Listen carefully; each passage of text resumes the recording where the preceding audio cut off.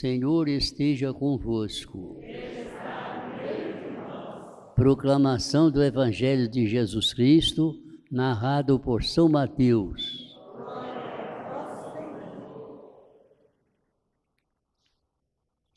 Naquele tempo, enquanto Jesus subia para Jerusalém, ele tomou os 12 discípulos à parte e durante a caminhada disse-lhes: Eis que estamos subindo para Jerusalém, e o Filho do Homem será entregue aos sumos sacerdotes e aos mestres da lei.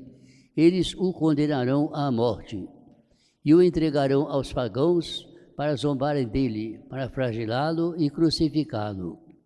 Mas no terceiro dia ele ressuscitará.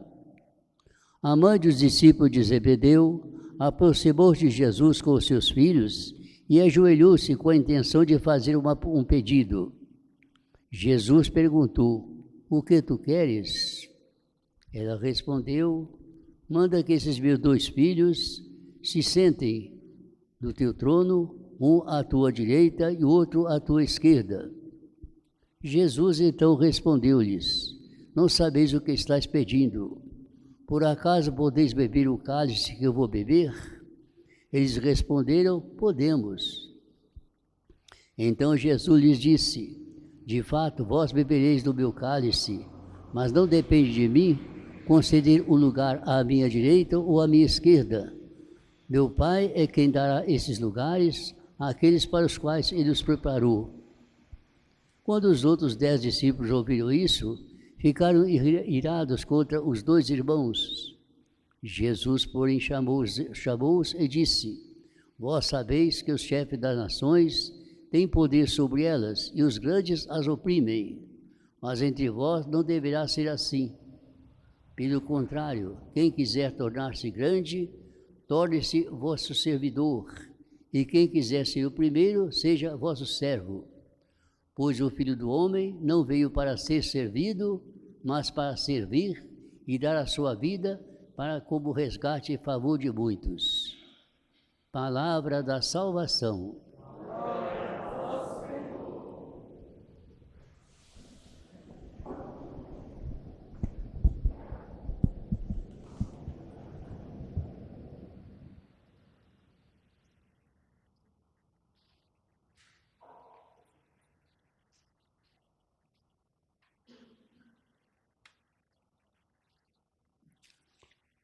Meus diletos irmãos, neste domingo próximo passado, como estamos bem lembrados, a liturgia do segundo domingo da Quaresma nos relatou a transfiguração de Jesus.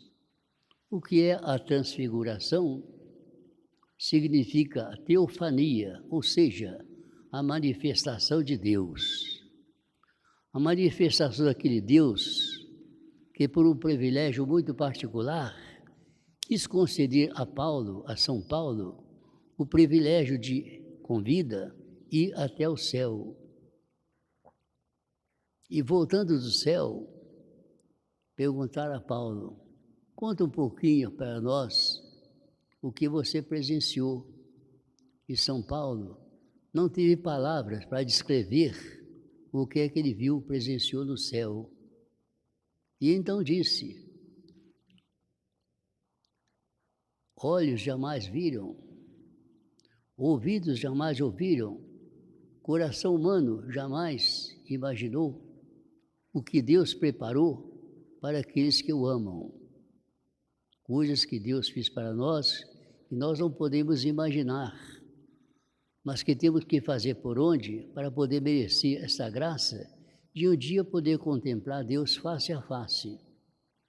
E é tão verdade esta expressão, esse modo de falar de São Paulo, que não tenho palavra para explicar, que São Pedro, na transfiguração no Monte Tabor, contemplando o rosto de Jesus, conversando com Elias e Moisés, ele ficou tão feliz com aquela contemplação, caiu em êxtase, vamos assim dizer, e disse para Jesus: Senhor, a gente está tão bem aqui, vamos ficar aqui para sempre? Se o Senhor estiver de acordo, nós vamos fazer 3 tendas, uma para o Senhor, uma para Elias e outra para Moisés. esqueceu-se de si e esqueceu-se também dos seus colegas. Mas Jesus tomou a palavra e disse: não, Pedro, o céu vai ser dado, mas não de mão beijada. Cada um tem que merecer aquele lugar para o qual Deus um dia preparou. Tanto assim, nós vamos descer agora para Jerusalém. Lá eu serei preso, julgado, condenado e vou morrer na cruz. Entretanto, no terceiro dia eu vou ressuscitar. O que vai acontecer com vocês também? Vocês poderão beber o cálice que eu vou beber. Poderão ser batizados com o batismo que eu vou ser batizado. Mas vejam, depois de tudo isso, vocês também vão ressuscitar, vão merecer a recompensa merecida. Então a gente cai aqui naquele pensamento que nós salientamos domingo passado e que levamos para casa como mensagem. Como dissemos durante a semana, vamos lembrar muitas vezes deste pensamento dito por um experimentado pregador, uma expressão assim, correta e também elegante. Esse pregador dizia: o dever é o pai do sacrifício, mas é também o irmão da felicidade. Vamos guardar, o dever é o pai do sacrifício, mas é o filho, o irmão da felicidade. A gente, para cumprir o dever, quantos sacrifícios nós temos que fazer? Mas depois do sacrifício, vem a felicidade, a alegria. Assim, não há dúvida de que o dever gera muitos sacrifícios. Quem não sabe disso?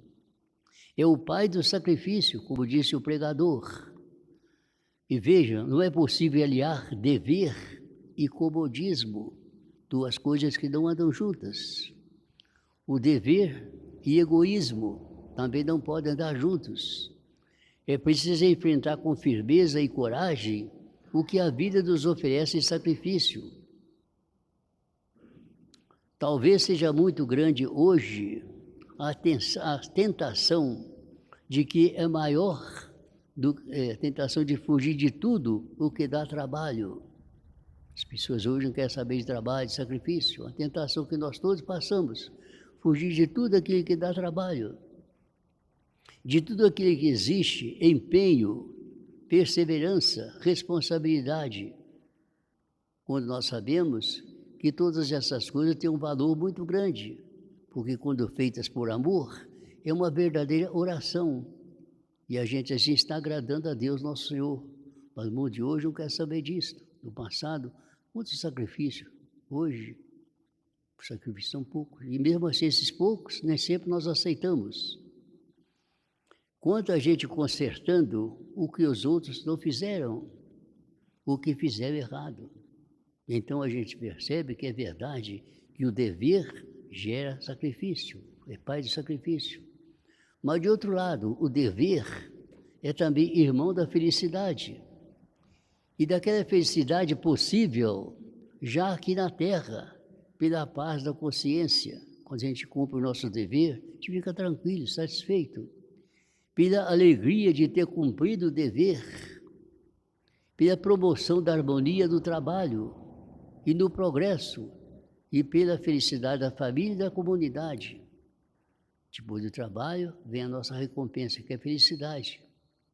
E então, nesse dia que nós estamos celebrando, quarta-feira, tempo da Quaresma, preparação para a Páscoa, como seria bom a gente se lembrar desse pensamento e procurar sempre traduzi-lo no nosso dia a dia, cumprindo nosso dever, embora seja o pai do sacrifício, mas aguardando também com certeza a felicidade, porque é irmão do sacrifício.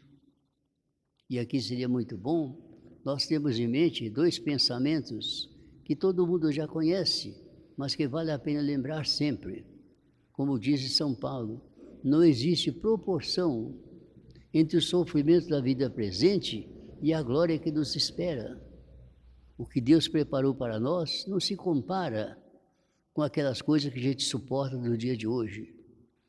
E tanto é verdade isto, que nós verificamos na vida do próprio nosso Senhor, depois de que passou por todos aqueles sacrifícios, mas por amor, fazendo sempre a vontade do Pai, quando chegou no fim da sua vida, ele disse, para sua satisfação, e também para exemplo de nós, disse, um dia, disse nosso Senhor, eu saí do Pai e vim ao mundo.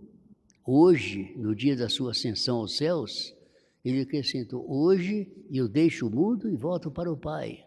Mas por quê? Foi aquela pessoa que sempre cumpriu o seu dever, passou pelo mundo fazendo o bem sempre, o bem a todos, e o mal nunca a ninguém. Se nós quisermos também um dia, podemos fazer nosso esse pensamento de Jesus, procuremos também hoje nós, fazemos o bem hoje, o bem sempre, o mal nunca a ninguém. Quando chegar a nossa vez, nós vamos também dizer, um dia eu, muitos e muitos anos atrás, saí do Pai e vim ao mundo, todos nós. Neste momento que Deus está me chamando, que eu estou percebendo que está chegando a minha hora, não vou ficar triste por deixar essas coisas aqui do mundo. Eu vou merecer algo que os meus olhos nunca viram, que o meu pensamento nunca imaginou, que o meu coração nunca sentiu, porque Deus preparou aquilo para aqueles que o amam, como eu o amo. Então, mais uma vez, vamos repetir o pensamento que foi para essa semana, a tarefa para nós meditarmos e para poder vivermos. O dever é o pai do sacrifício. Todos nós que cumprimos nossos deveres, nós sabemos perfeitamente quanto sacrifício custa. Mas, de outro lado, o dever é também o irmão da felicidade. Que nós sejamos, prezados irmãos, não somente ouvintes da palavra de Deus, mas o mais importante, sejamos praticantes dessa palavra. E a palavra que Deus hoje mostra para nós hoje é exatamente essa que nós estamos meditando, refletindo e procurando traduzir na nossa vida. Como fazia sempre Nossa Senhora, que melhor do que ninguém preparou para a Páscoa da Ressurreição, ouvindo com atenção, guardando com carinho, meditando sobre as coisas que Jesus falava e praticando. Amém.